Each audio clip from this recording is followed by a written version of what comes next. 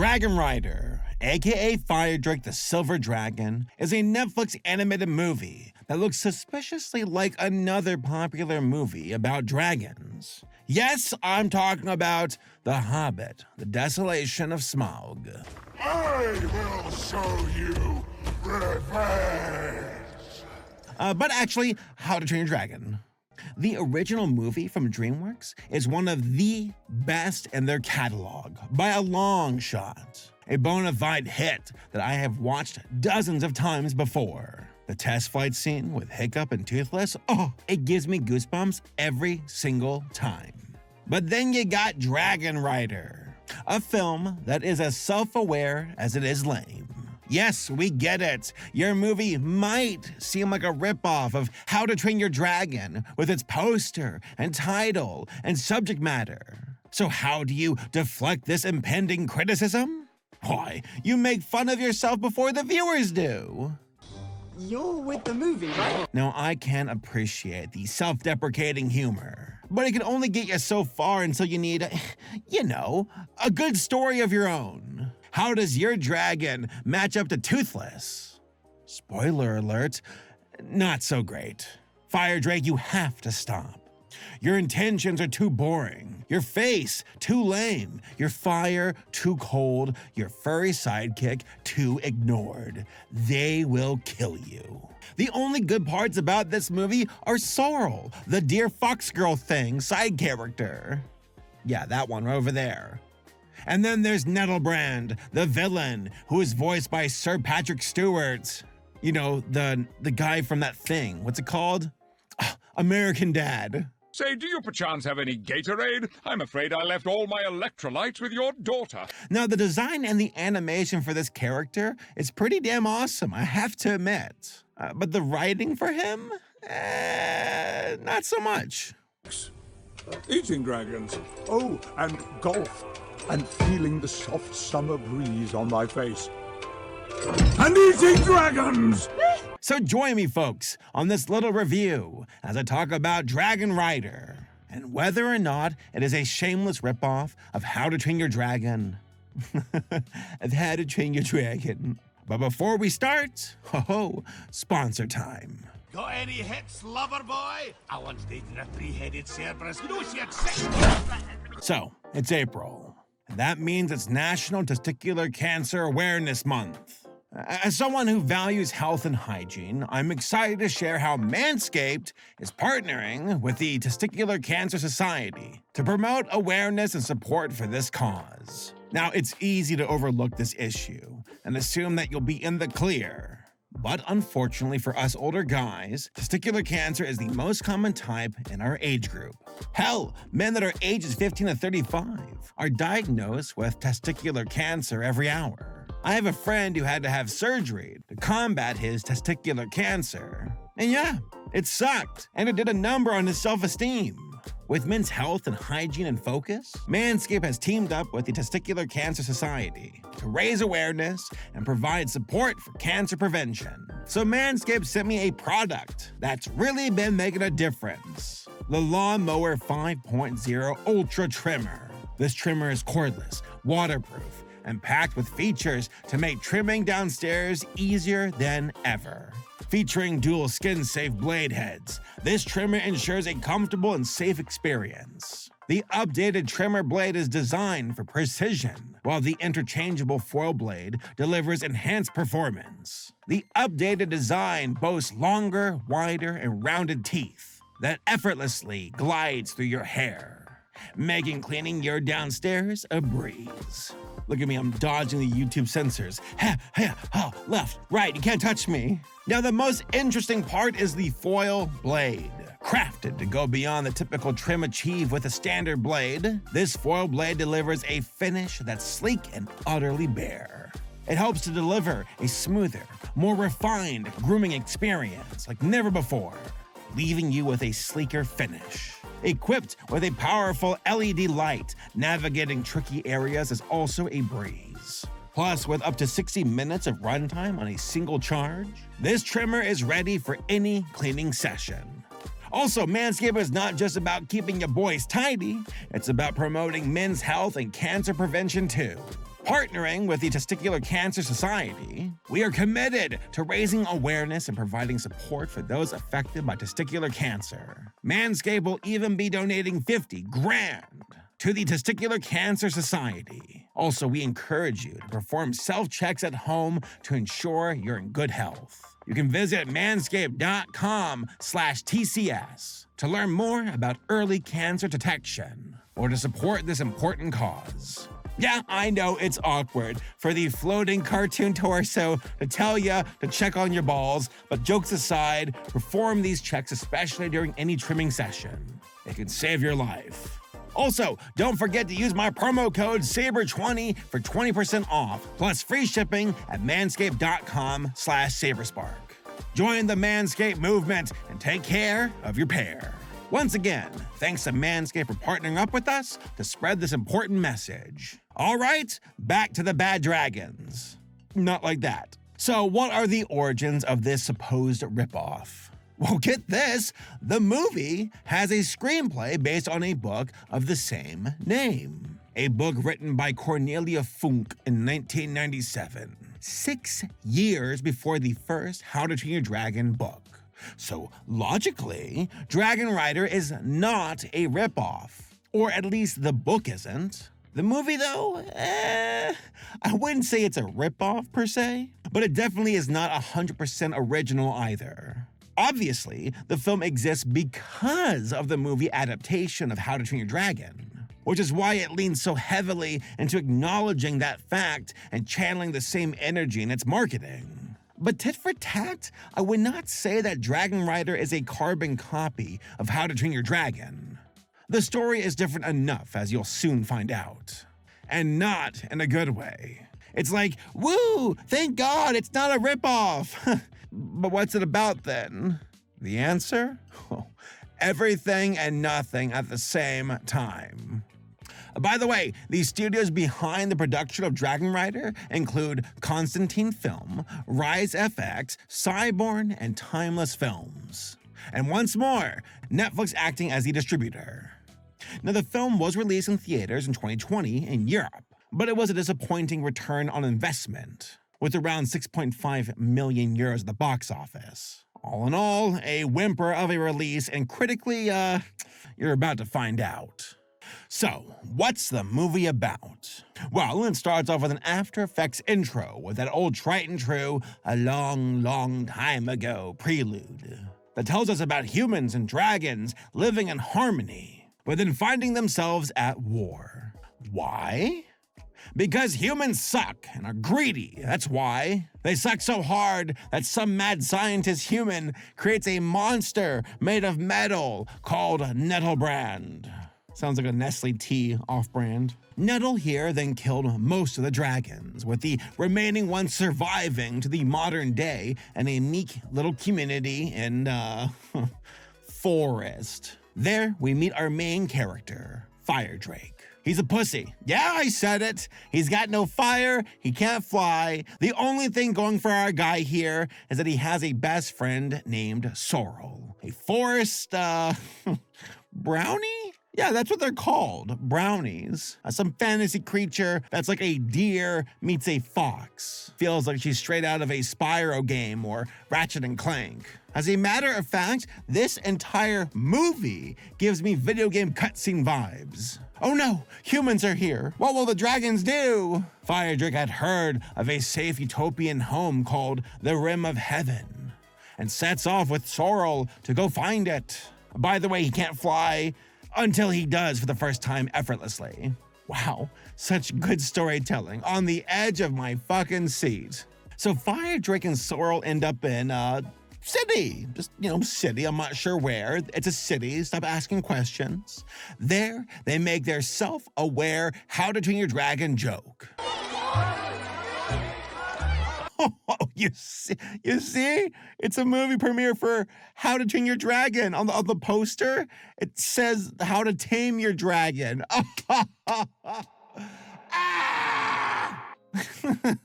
There's also Ben, the human thief boy, who I hate. Look at his little pupils. The pupils on the humans are too small. I don't like them. It makes them all look like they're cracked out. I don't like these human designs. Dragon? Fine. Sorrel? Fine. Humans? Bad. Yeah, you know how you got those bad boy characters who are devious and smarmy, yet like endearing and have a great heart of gold under their tough exterior? Yeah, that's not the case here. This guy's annoying through and through. He joins the duo because of money. That's it. That's his motive. Money. What talent! I can read your mind? Then you'll know what I'm thinking. Then a trio of characters find themselves miraculously near the castle of Nettlebrand. What are the odds? By the way, the guy's voiced by Patrick Stewart. I think I said that before. You can just tell that old Patty here knocked out his recording and collected his paycheck in like one afternoon of recording. He's like, boom, done, goodbye. I'll never see you again. But I will give him this though. Nettlebrand's design is pretty great. A metal dragon? That's badass. Not very practical, especially with no wings, but pretty badass. Too bad his character pivots from being evil to wanting to hook up on Tinder and Skype. I'm not joking. He actually says, Skype me, to his little pearl-looking minion in the movie. Master, I've lived in your cellar for 500 years. I know nothing of the world beyond. How will I communicate with you? Skype me. Nettlebrand has another sidekick, by the way, this freaking annoying dwarf character whose main motive is dick riding. Moving on.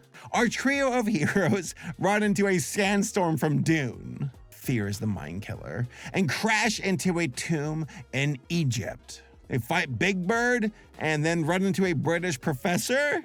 I guess he was robbing the tomb. Then they take off on a montage looking for a genie who can tell them where the rim job of heaven is.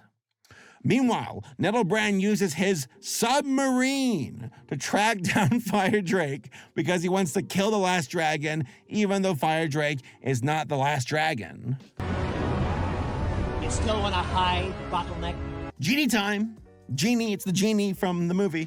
The trio find out where the rim of heaven is located, but they get jumped by Nettie here, who fights the genie. They escape, they fly to India, they talk to this old Indian couple who are like, Ben, you're the dragon rider. It's on our little inscriptions here, little inscriptions on the wall. What is that you say? Well, Ben is like, oh no, I just want money, and is obviously having a predictable change of heart after hanging out with Sorrel and Fire Drake. As far as character chemistry goes, it's pretty basic. Sorrel does not like Ben because he's a human. And Fire Drake here believes he can only shoot fire when Ben rides him. By the way, it's pretty cruel. He's named Fire Drake and couldn't breathe fire for the longest time. You know, it's like someone calling me Olympic triathlon guy. And I'm like, I can't do the Olympic triathlon. I'm just a guy. Thank God that's not my name. All in all, kind of lame and poorly told. Now, it's obviously building up to that liar reveal cliche, like with Ben saying, I'm just in it for the money, but I love you guys now. That old fucking cliche. Now they're in the Himalayas. Come on, keep up. And at the Temple of the Dragon, heavenly rims and dim sums. Nettlebrand attacks them, and Fire Drake decides that no more running. It's time to fight. The prophecy. He kills Nettie with his fire, and then finds the portal to the Pacific Rim, but not before we get some weird inflation fetish stuff. I said it, it's true, look. Also, shout out to the scene with the little guy who like defects over to the heroes. He looks like Pearl, you know, and he's photoshopping Nettlebrand in his little iPad. He's like, how do I stop him and distract them? There, I photoshopped a girl version of Nettlebrand. He wants to get his metal hard. It worked. What is this movie? Oh yeah, the dragons at home, by the way, this entire time, are about to wage war against humanity. I completely forgot about that plot point. It's just that forgettable. But Fire Drake, who's now a Chad now, comes home, takes the dragons to the rim, drops off Ben to hang out with the British professor's family, and that's the movie. So, the plot is a quest, which is fairly predictable and adequate. It actually doesn't differ too much from the book synopsis, though a lot from the book was omitted. However, the character motives and chemistry are just boring. I don't care about these heroes. The dragon is lame, Sorrel is dismissed and underutilized, and the human boy is a jerk who is unlikable. None of them really click. The only part I really liked was with the villain being unapologetically evil. Except for him goofing off on his iPad. Why does he have an iPad? Also, his little minions were annoying. I love how it says that the little guy is supposed to be like a homunculus in the wiki entry. Sure, that's what I think of when I see the word homunculus. Pearl from Steven Universe. I've been coming here since I was a homunculus.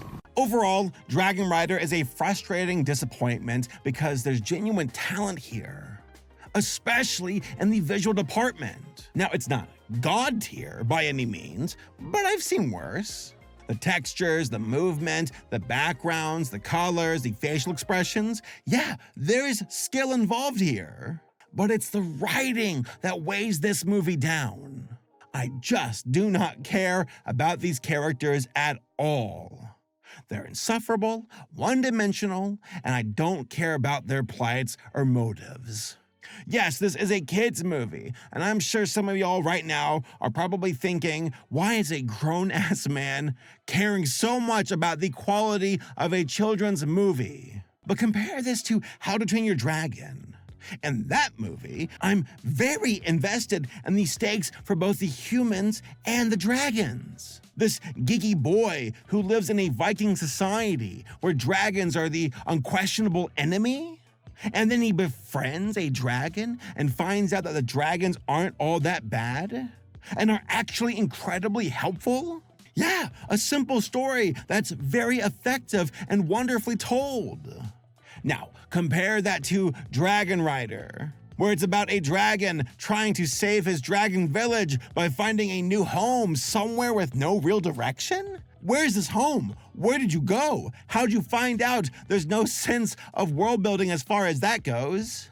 And the dragon is some messiah who defeats a dragon hunting monster with the help of a dragon rider who is just some punk kid with a mysterious backstory that isn't really explained? The only character I really cared about is Sorrel and Nettlebrand. Sorrel here jumps into action. She actually gives a damn. Why couldn't she be the Dragon Rider? I feel like she was more deserving than this twerp of a human character. Come on, movie, make the furry girl the main character, you cowards. Honest to God, this movie just needed a better screenplay. That's it. Just a better screenplay. I know enough about the story from the actual book, and it sounds like the screenplay tried to stay somewhat loyal to it. But they failed to make me care or feel invested in these characters. Firedrick was dull, Ben was annoying, and Sorrel felt wasted. And Nettlebrand just wanted to clap some iron cheeks on Tinder. It is a damn shame that this movie could not be more than a self-aware ripoff of How to Train Your Dragon. It's like, haha, it's self-aware of its competitor, predecessor, haha.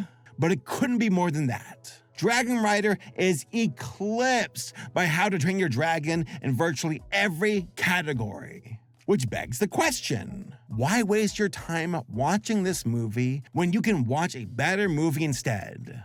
Honestly, the most unique element to this movie is the design of the villain. And that there's an anthro girl sidekick who is somewhat kind of interesting. That's it. So to the animators and artists who worked on this movie, hey, well done, seriously. I hope you find better scripts and adaptations to work on. It just goes to show how the beating heart of a good movie is, unsurprisingly, the writing. Quality visuals can only do so much. But when attached to a stinker of a story, nothing can really salvage it. Not even Dear Fox Girls. Oh, Sorrel, you tried your best. We'll see you on E621.